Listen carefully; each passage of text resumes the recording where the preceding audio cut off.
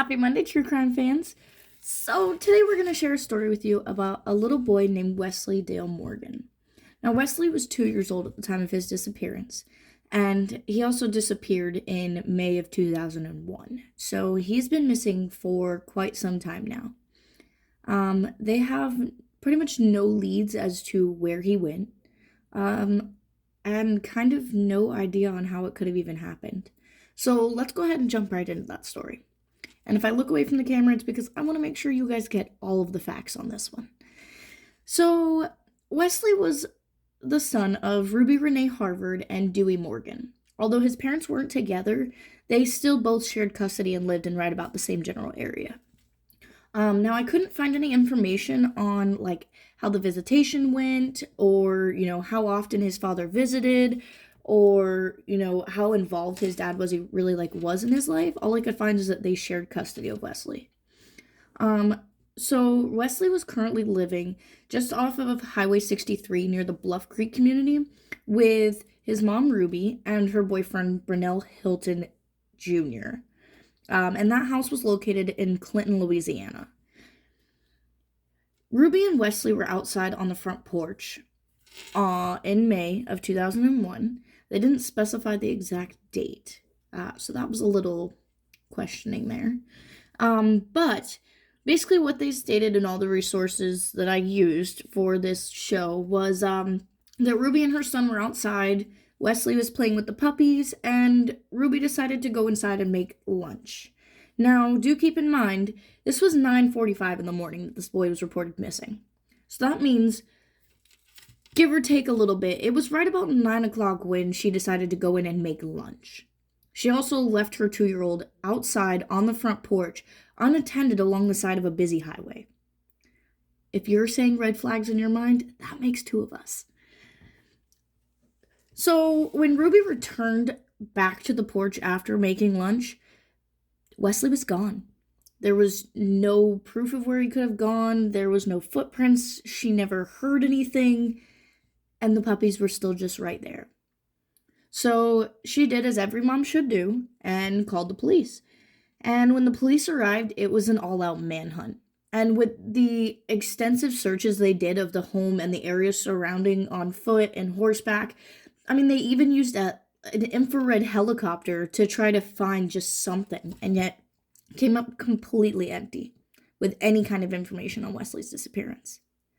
Again, more red flags. Nobody just disappears without a trace. So, very abruptly after Wesley's disappearance, Ruby and her boyfriend broke up. Again, more red flags. So, Brunell ended up finding his own girlfriend, a new one, and reports did state that there was an altercation between Brunell's new girlfriend and Ruby, not long before she found a new man of her own. He was also investigated. He was questioned. His place was searched. But he came up clean. I was unable to find any kind of information on if Wesley's dad was ever questioned or anything like that. Sources did state that Ruby and Brunell were both questioned on, the circumstances of Wesley's disappearance, and they also were given polygraph tests. Here's the real head turner. They both failed. Both failed the polygraph tests, but have no idea where this little boy went. More red flags.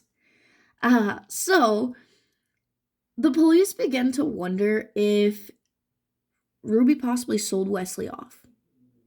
And I know what you're thinking, a mom wouldn't do that, but do keep in mind, Ruby was 19 at the time of Wesley's disappearance.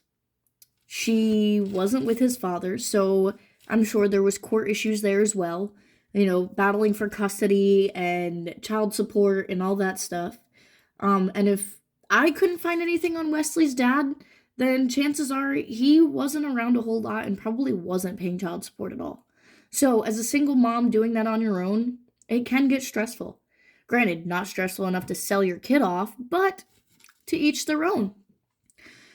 So, in the process of all of my researching, and all of the ideas that the police have as to what could have happened that I stumbled across, I managed to find another article. And in the back of my mind at the time while I'm reading these articles that are stating that Ruby sold her kid off, I had the same thought, at 19, how is she able to sell off a kid? How does she have those kinds of connections? I mean, that's not exactly something easy to do. So my mind goes to, if you're going to report him missing, but then sell him off, why even report him missing? I mean, nobody is ultimately going to know if you're not in contact with your family. And from everything I read, Ruby really wasn't a whole lot in contact with the rest of her family. So it was pretty much just her boyfriend, and, Wesley's father.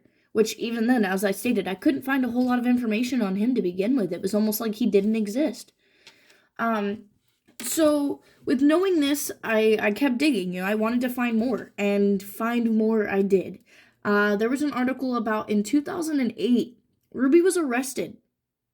And not for the disappearance of Wesley. She was arrested for attempting to sell her recently newborn son to a family for $40,000. And even though the charges were dropped, I was mind blown, because in the back of my mind, I'm sitting here thinking the whole time I'm doing all this research is, I want to be an advocate for this mother. Like, there's no way this mom could have done this. She was 19, Yes, she was probably struggling, but no mom is going to want to sell their child off. And then I read that, and her lawyer said some things in the article that I read. They really, honestly, they didn't completely add up. They basically just tried to target the cops, that the cops were just looking for someone to blame. And the way I look at it is, if all the signs are pointing that direction, chances are that's the direction to take. Now, granted, she was never charged for any of it. They never, even to this day, found any kind of evidence that, tied her to the crime, or even, tied anything to where Wesley could even be. So as of this video, Wesley is still out there. He is still missing. The deputies and, FBI agents that are on the case do believe that he's still alive. It's just more of figuring out where. So if you know anything at all, and I honestly truly believe that it's not that they don't have all the answers, it's that there's someone out there that is either too scared to come forward because they don't want to get in trouble, or they have a piece of information that may be so little to them that they just don't understand that could be the missing piece to the entire hectic puzzle that these FBI agents in New Orleans are dealing with. I mean, you could have seen someone adopt a child not long after Wesley's disappearance, and you didn't even really put two and two together because you didn't really think about it at that time. But all it takes is little information like that to be pieced together just perfectly by the FBI agents and the police working this case to really finally get some answers for not only this family, but also for all the people that do genuinely care about the whereabouts of Wesley. I know a lot of the sources I read said that his mother hasn't really been reaching out or keeping in touch with the FBI or the police on this case as to how the case is going. I would genuinely like to hope that that's not true. As a mother myself, I know there is nothing, not even God himself, that could stop me from looking for my little boy if he went missing. And I believe we all as mothers have that part in us that tells us, look, like, that is my child. I brought that into this world. Like, I can't just let it go.